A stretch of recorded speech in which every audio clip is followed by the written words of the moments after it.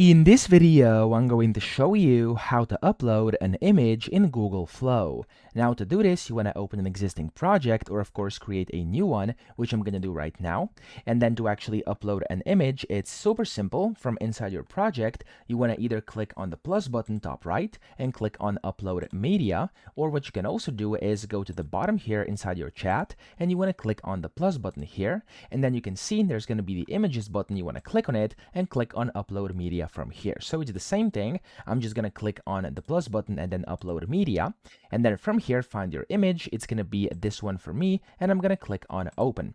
Now whenever you do this, it's going to start loading in. As you can see, there's the percentage number. When this reaches 100%, it means the image has been successfully uploaded into Google Flow, and of course you'll see it in here in just a few seconds. There we go. Okay, so that's really all you have to do, and you can of course add multiple by just clicking over here, upload media, and then selecting the new one, or of course selecting multiple at once. So we can just hold down your control key on your keyboard, click on the images you want to add, and it's going to add multiple when you click on open. I hope this video helped you out. If it did, please subscribe to the channel and help me out as well.